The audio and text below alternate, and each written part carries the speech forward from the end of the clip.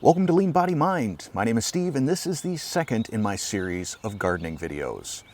So if you haven't watched the first video, I'd recommend you do that. I'll link to it right up here. But once you get past that initial planting phase, you get a little break, I don't know, 2 weeks or so. Then it's maintenance time. At that point, starting probably early to mid-June, I pretty much need to be out in the garden daily. I need to be training the plants, getting them to go where I want them to go, keeping them inside the cages, eventually tying them up to the stakes, and just all the little things, the pruning, the fertilizing, the watering, being prepared for certain aspects of weather, whether that's a lot of heat or, rain, hail, things like that. So that's what I will be covering in this video. It's going to be a lot less of me sitting here at the table and talking, and a lot more just hands-on showing you what I'm doing. So right now, the garden is sort of getting into maintenance mode. This is where it starts becoming some work in terms of pruning and just overall control, weeds. You can see I got a bunch of peppers here in front. They're coming along, got some weeding to do. This is really just wild garlic. At one point, it was kind of controlled garlic, but I let it get out of control. And now mostly what it does is just creates a little bit more of a pest barrier. I've got a bunch of zucchini and spaghetti squash there, and I really got to start training that to go where I want it to go so it doesn't start getting up into the peppers or tomatoes. You can see I got some tomatillos there that desperately need pruning. Tomatillos, the branches are just constantly bifurcating, and if you're not really aggressive about trimming in some place that has a short season like Wisconsin, it's you wind up just producing a bunch of leaves and flowers and not much in the way of tomatillos. So I said got the spaghetti squash there, got to train that maybe up the deck. And then here I've got some pumpkin, which is getting sort of out of control. I want to make sure that it's going all that way and not into my peppers. And yes, I do have some corn here. That's not for me, that's for the family. So now it's time to start pruning and getting rid of suckers, just basically cleaning up this whole mess. I'll show you what it looks like once we're done. My goal is to grow fruit, not leaves.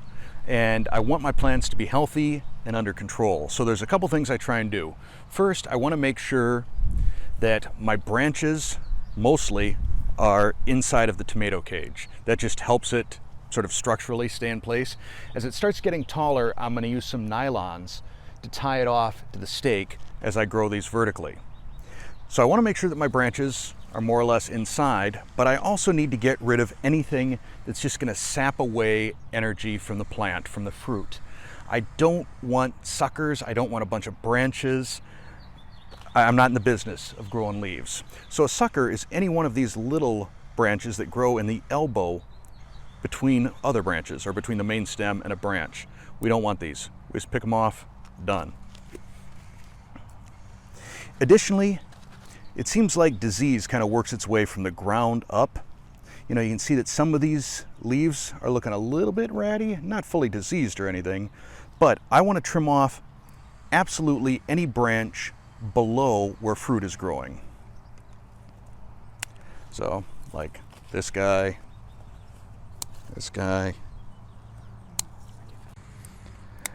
Really, I find about the first 18 inches or so is pretty much fair game for pruning.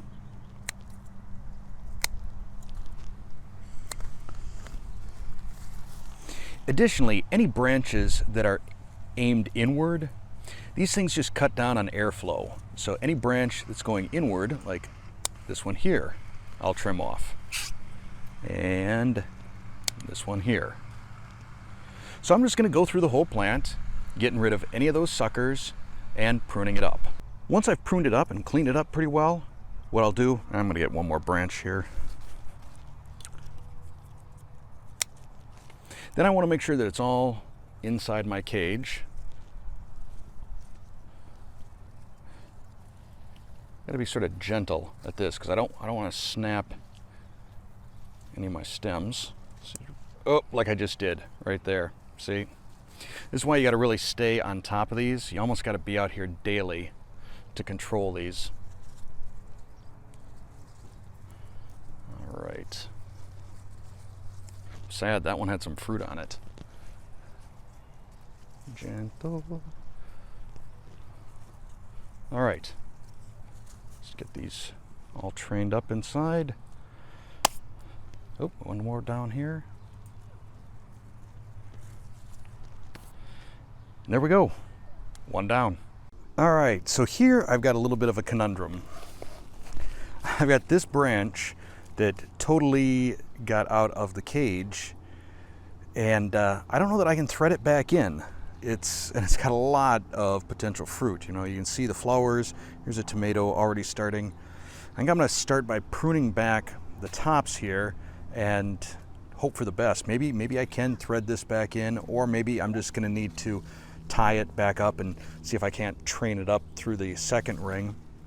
One of the things I found is eventually you just start to get sort of an eye for the type of branch that's not going to produce fruit. And, you know, for example, you can see the branches that produce fruit almost look more like a twig. You know, it's got, I don't know, it just, to me it has sort of more of a wooden look to it versus one that isn't going to produce fruit. It's just going to be nothing but leaves. So that one's facing in. He goes bye-bye. Oh, got to train this one up inside here. Now you'll notice I do leave it a little bit more dense up top. I want to create that canopy that provides some shade, but I still want airflow. That's important to me because when there's not airflow, you run the risk of more disease. All right, so with the cucumbers, I have this trellis here at an angle, and what I want to do is train the cucumbers up the trellis, and then what will happen is the cucumbers will hang down, straight down behind. Now again, I've been kind of slacking, so we got a little bit of a tangle here, and I may need to actually even prune back some of this stuff just because it's getting a little out of control, a little bit dense, and what I don't want is a bunch of moisture all over these leaves.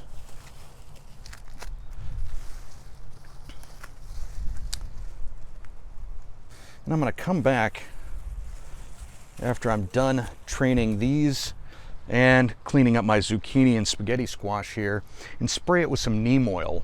That'll help take care of any sort of powdery mildew and some of the other potential diseases. Go around the back here. So again, because I haven't been on top of this, my cucumbers have gotten on top of some lettuce here that I'm trying to grow.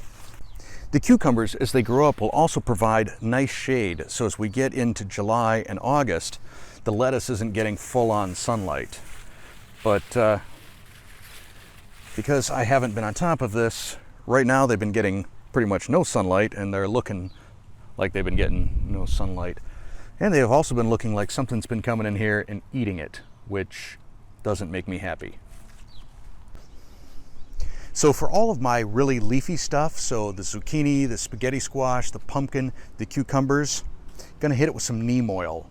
This is a fungicide, an insecticide, a miticide. Basically, sort of an all-purpose organic, I don't know, cure-all or prevent-all. So I'm going to soak down all of these leaves. Now, I haven't been especially successful with lettuce this season, so I'm going to get a little bit more aggressive this time around. I'm going to lay down this inoculant here. It's a root enhancer. It's supposed to be great for pretty much everything, just to sort of re-enrich the soil here.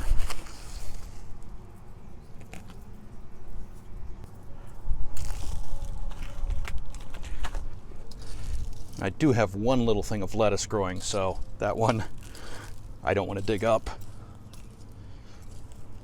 Get all this mixed in. Then since lettuce is cheap, I'm gonna use my hands here. I'm gonna cut a couple of trenches.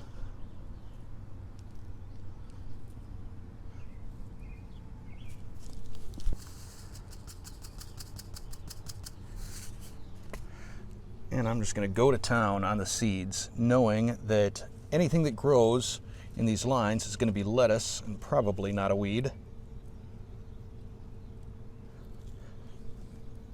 Like I said, lettuce is cheap. I can always thin this out. What's funny is that if I ever accidentally drop any seed where I don't want it, that's where it grows.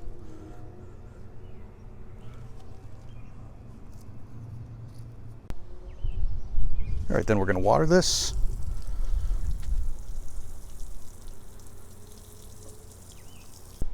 Because lettuce really tends to bolt the moment it starts getting hot and sunny, I got some PVC pipes. I'm not sure what the diameter is on this, but I know that it's just a little bit bigger than the diameter of the ones on each of these ends, which I sewed into some screen door material.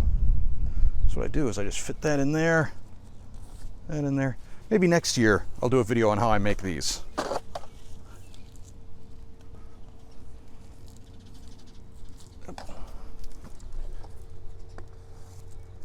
There we go. We've got a nice little shaded sun protection scheme. So you can see, looking quite a bit tidier now. For my final step, I'm going to spray all my plants down with an organic foliar fertilizer. This stuff is from Spray and Grow. It's their, I think it's their perfect fertilizer and micronutrient mix, and then you use this stuff called Cocoa Wet, which is supposed to help it adhere to the leaves a little bit better. Anyhow, you mix up that cocktail in a spray bottle,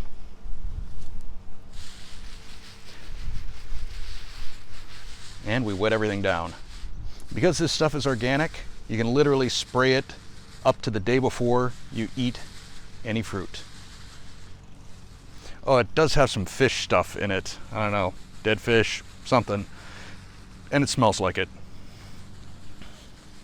In the next video, we'll probably be getting close to harvest time. The plants are going to start getting big. You're going to see me using those nylon ties on the stakes back there to grow my tomato plants nice and tall. You'll see how my trellis is working for the cucumbers as well. Is it everything I promised it would be? I'm not sure what else will go on, but it'll be all sort of the mid-season, sort of the exciting part of the season in my opinion, because now I'm finally starting to be able to eat the things that I've been growing. So make sure you tune back in for part 3. And thanks for watching.